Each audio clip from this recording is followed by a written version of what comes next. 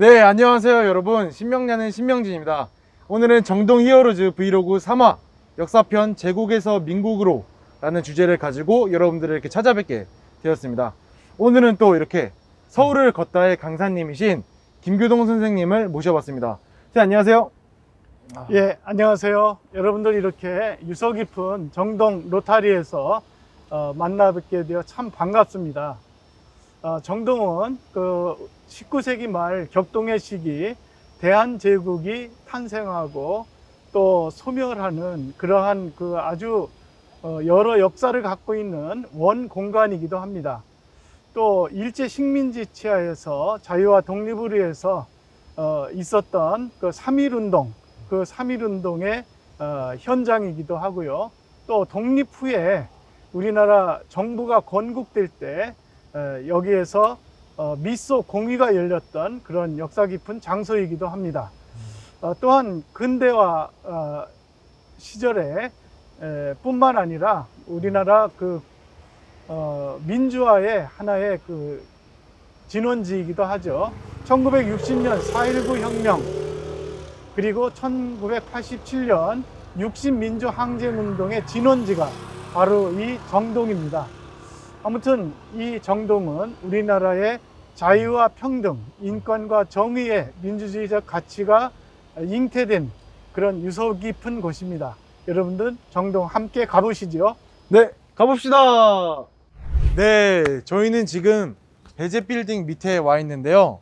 제가 또 배재고등학교 학생회장 출신이기 때문에 정동까지 와서 배재에 관한 곳을 안 와볼 수 없겠죠. 네, 또 이외에도 저희가 여기 온 이유가 있는데, 지금 현 배재 빌딩 자리에 예전에는 산문출판사가 있었다고 합니다. 네, 산문출판사는 기독교 서적을 인쇄할 뿐만 아니라 배재학당 학생들에게 일자리를 제공하기까지 했다고 하는데요. 산문출판사에 대해서 조금 더 상세한 설명 부탁드리겠습니다. 예, 이 산문출판사의 그 산문이라고 하는 것은 우리 한글과 중국어 그리고 영어로 이렇게 인쇄하고 출판하는 그런 데에서 이제 유래가 되었습니다. 산문출판사는 배재학당 안에 있었고, 또 여기에서 많은 서적들이 말씀하신 대로 출간이 됐는데, 그 중에 그 독립신문도 여기에서 이제 발행했다고 합니다.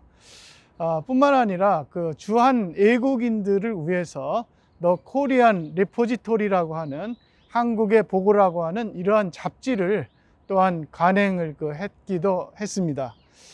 예, 이 산문출판사가 중요한 것은 아펜셀러 선교사가 선교를 위해서 왔는데, 배재학당은 이제 근대 교육을 통해서 또 이제 의료 선교를 또 이제 강조를 했고요.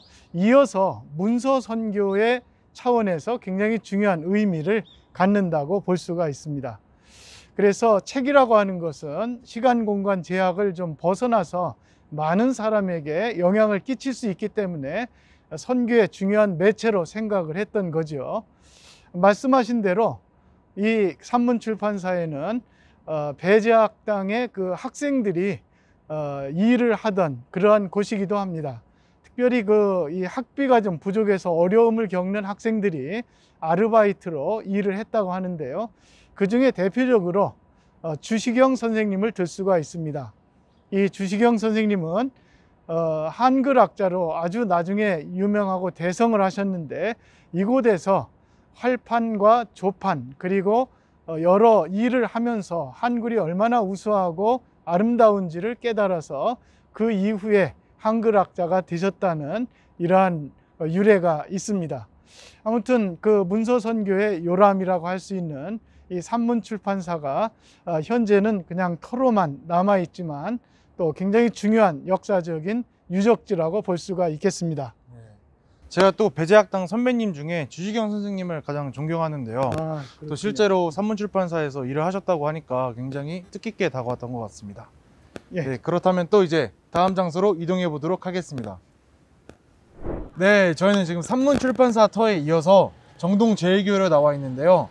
네, 또 정동제일교회는 한국 최초로 선교사가 세운 감리교회로 알고 있습니다. 네, 그리고 또 정동제일교회 역시 배재학당의 설립자이신 아펜젤러 선교사님께서 설립한 걸로 알고 있는데요. 거기에 대한 조금 더 자세한 이야기 부탁드리겠습니다. 예, 정동은 우리나라 근대 그 유산과 관련하여 최초라는 수식어를 좀 많이 가지고 있습니다. 아까 우리가 들렸던 최초의 근대 교육이 시작됐던 이제 배제학당이 있었고요. 또 최초의 그 여성병원이 그 설립된 곳이기도 하고요. 또 최초로 그 순한글 신문이 발행되었던 장소이기도 하고요. 또 최초로 방송국이 설립된 그러한 곳이기도 하고, 또 신식, 결혼식이 이루어졌던 곳이기도 합니다. 그런데 이 모든 것보다도 중요성을 갖는 것은 바로 말씀하신 이 정동제일교회, 최초의 개신교회가 이곳에 설립되었다는 점입니다. 예, 아펜젤러 선교사님은 1885년 4월 5일에 제물포로 들어왔는데, 이때 당시가 갑신정변의 상황이 연속되었기 때문에 불안하여서 잠시 일본에 갔다가 다시 7월 달에 들어와서 바로 이곳에 사절을 정하고 10월 달에 이 정동제일교회가 이곳에서 설립이 되었습니다. 이 정동제일교회는 특별히 그 3.1운동과 연관해서 많은 역할을 했습니다.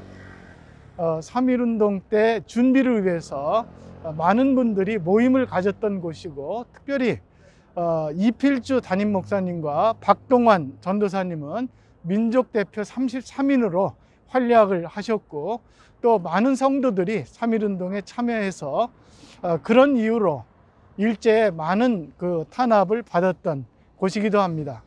우리가 잘 알다시피 유관순 열사도 이 교회의 교인이었는데 1920년 서대문 형보소에서 순국을 하셨죠.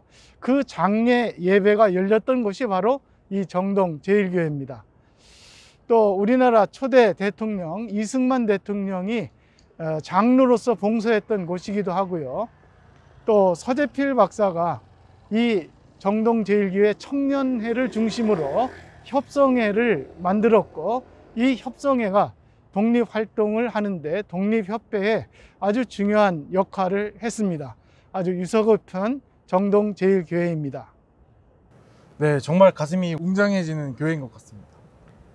네, 저희는 지금 한국 최초의 여성 전문 병원인 보구여관이 있던 보구여관 터에 나와 있습니다. 네, 보구여관 같은 경우는 한옥을 개조해서 병실을 만들었기 때문에 그 바닥이 온돌로 되어 있다는 얘기를 굉장히 흥미롭게 들었던 기억이 있습니다. 보구여관이 어떤 곳인지 혹시 조금 말씀해 주실 수 있을까요? 예, 지금 이 보구여관 터는 이쪽 정동제일교회와 이쪽 이화학당의 그 중간 정도의 지점에 있습니다. 이 보구여관은 원래 그 시병원 1885년에 스크랜턴 이 선교사가 개원한 그 병원의 시병원인데, 이 개원을 해서 환자를 진료하다가 굉장히 어려움이 좀 많았습니다.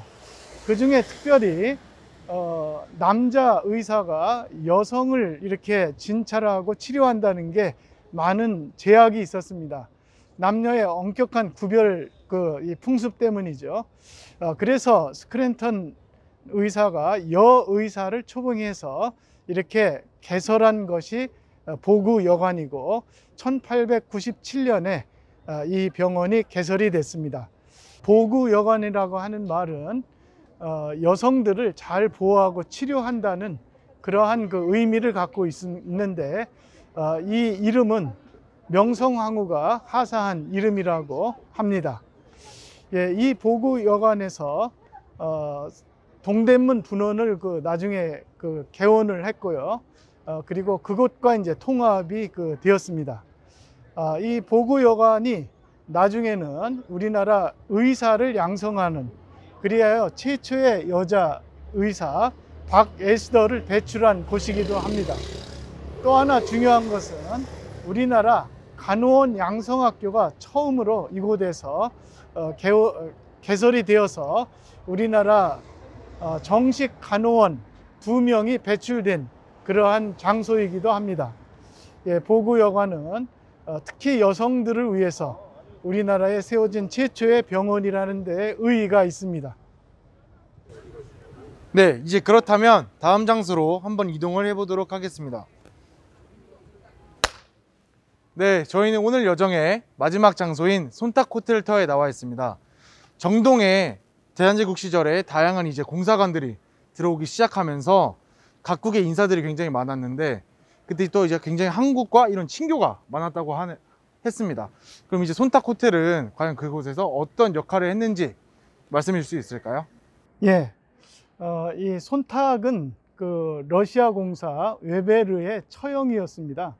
그래서 그 공사가 부임할 때 같이 이제 한국에 왔는데요.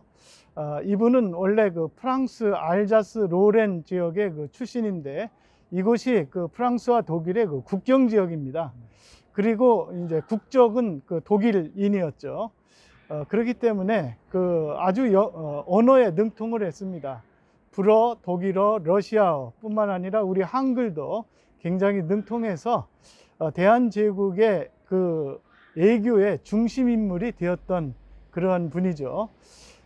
이렇게 그 황실에서 신임을 얻고 또 외국을 그 이제 오가는 사람들을 접대하는 그러한 그 이제 관직도 갖고 있었는데요.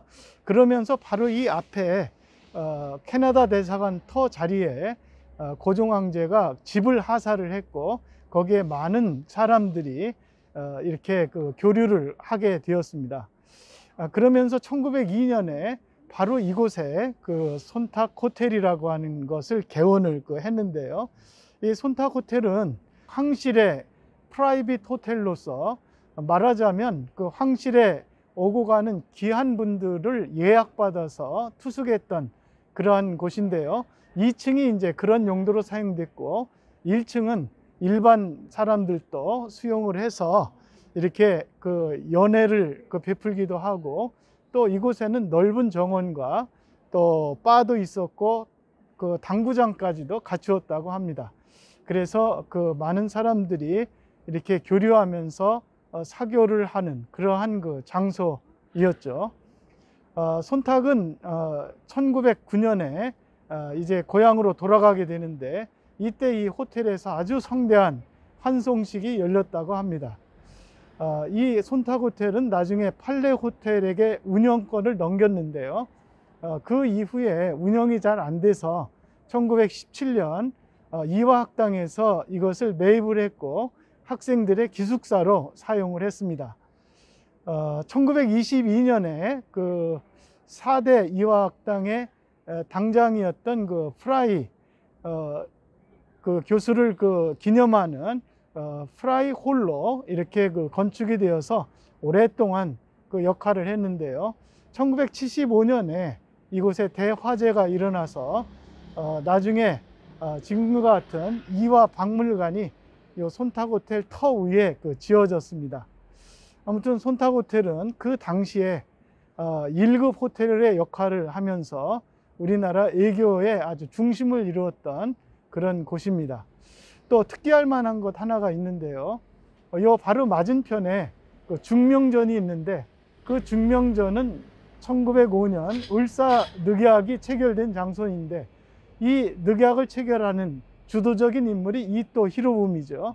그 이토 히로부미가 이곳에 투숙을 하면서 많은 사람들을 만나서 회유도 하고 또 거사를 모의했던 그러한 좀 비극의 장소이기도 합니다. 아무튼 손탁 호텔은 지금 이화 박물관으로 새롭게 그러한 그 역할을 감당하고 있는 뜻깊은 장소이죠. 네, 오늘 이렇게 정동 히어로즈 브이로그 3화 역사편 제국에서 민국으로 라는 주제를 가지고 김규동 선생님과 함께 이야기를 나눠봤습니다. 선생님, 오늘 이렇게 같이 여정을 다니시면서 혹시 어떠셨나요? 예, 오늘 그 유래가 굉장히 깊은 그 정동에 나와서 이렇게 그 현장을 둘러보니까 상당히 감회가 새롭습니다. 아무튼 정동은 우리나라 근대화의 그 출발점이 되는 장소이고 또 그렇기 때문에 우리가 늘 기억해야 될 장소입니다. 아무튼 오늘 이렇게 탐방을 같이 해서 감사한 마음입니다. 저도 감사합니다. 예, 수고하셨습니다. 수고하셨습니다.